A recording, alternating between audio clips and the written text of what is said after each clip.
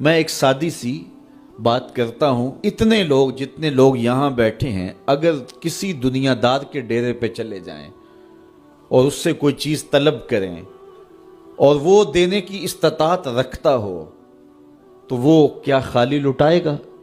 وہ کہے گا اتنے لوگ آگے ہو تو ڈیرہ داری کی شان کے خلاف ہے کہ میں ان کو خالی لٹاؤں۔ تو جب یہ دنیا دار خالی نہیں لٹاتا تو رب کیسے خالی لٹائے گا؟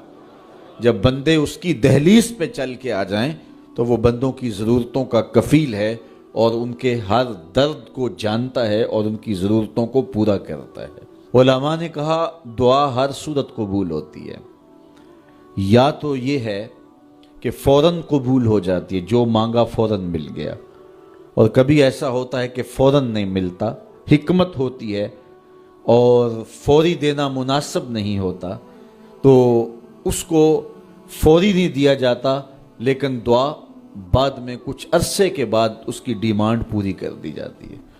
اور کبھی ایسا ہوتا ہے نہ فوری دیا جاتا ہے نہ بدیر دیا جاتا ہے، اس دعا کو ذخیرہ کر لیا جاتا ہے اور حشر کے دن اس کا بدلہ دیا جائے گا۔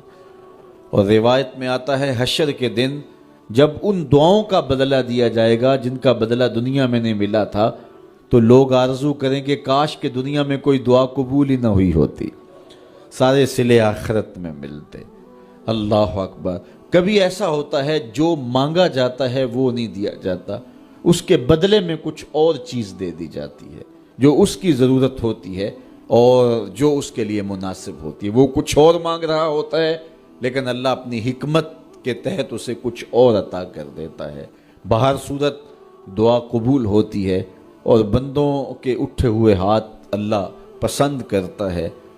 آج یہ بھی بحث چلتی ہے نہیں مانگنا چاہیے، فلاں وقت میں نہیں مانگنا چاہیے، تو وہ کہتا ہے مجھ سے مانگو جب بھی مانگو، میرا دست کرم تمہیں دینے پہ آمادہ ہے۔ اور اگر کوئی نہیں مانگتا تو فرمایا کل ما یابو بکم ربی لولا دعاؤکم، اے محبوب فرما دو اگر یہ نہیں مانگیں گے تو اللہ بھی پرواہ نہیں کرے گا۔ مانگنا تمہاری ضرورت ہے، اگر تم مانگتے رہو گے تمہاری جھولیاں بھرتا رہے گا، اور اگر تمہیں اسے نہیں پکارو گے تو وہ بھی تمہاری پرواہ نہیں کرے گا۔ تو اس کے حضور دعائیں مانگو، اپنی آرزویں پیش کرو، اپنی تمنائیں اس کے حضور پیش کرو۔ اچھا دنیا داروں سے مانگیں تو اپنے لیے مانگتے ہیں، لیکن اللہ سے مانگو تو اپنے لیے بھی مانگو، اوروں کے لیے بھی مانگو۔ وہ کریم ہے، وہ دیتا ہے اور خوش ہو کے دیتا ہے، تو اس سے مانگو، اس سے جھولی پھیلاؤ۔ اللہ سے راز و نیاز کی باتیں، جو باتیں بندہ کسی سے نہیں کر سکتا وہ اپنے رب سے ڈائریکٹ کرتا ہے، اپنے دل کے سارے دکھڑے اپنے رب کی دہلیز پہ رکھتا ہے اور اپنی ساری ضرورتیں مالک کی چوکھٹ پہ رکھ دیتا ہے، اور اس سے مانگتے ہوئے بندے کو شرم نہیں آتی، حیا نہیں آتا، بلکہ اس سے مانگتے ہوئے فخر محسوس ہو رہا ہوتا ہے کہ میں اپنے رب سے مانگ رہا ہوں۔ کسی اور سے مانگیں تو جھجک لگتی ہے، لیکن مالک سے مانگیں تو اپنائیت کا احساس ہوتا ہے کہ میں اس سے مانگ رہا ہوں، اس لیے کہ وہ ہمارا رب لگتا ہے، ہمارا اس سے ربط کتنا گہرا ہے۔ مسجد نبوی کا ایک کونا تھا اور ایک بندہ وہاں بیٹھ کے دعا مانگ رہا تھا۔ اس کے دعا کے لفظوں پہ غور کیجئے، اے اللہ میں تجھ سے اس لیے مانگتا ہوں کہ تو میرا اللہ ہے، تیرے علاوہ میرا ہے بھی تو کوئی نہیں۔ تو یہ وہ دعا مانگ رہا تھا اور مسجد نبوی کے کونے میں بیٹھا تھا۔ حضور نے دیکھا تو ایک صحابی سے کہا وہ جو دعا مانگ رہا ہے اس کو جا کے بتا دو تمہاری دعا قبول ہو گئی ہے۔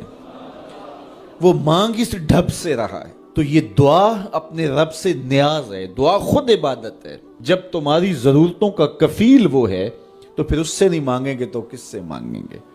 اور جب اس سے بندہ مانگتا ہے تو پھر وہ مانگنے والے کی لاج بھی رکھتا ہے۔ ان ربکم حیی کریم یستحیی من عبدہ اذا رفع یدیہ ان یردہما صفرا۔ تمہارا رب حیا کرنے والا کریم ہے، جب بندے اس کے سامنے ہاتھ پھیلا کے دعا مانگتے ہیں اللہ فرماتا ہے مجھے شرم آتی ہے ان کے اٹھے ہوئے ہاتھ خالی کیسے موڑوں۔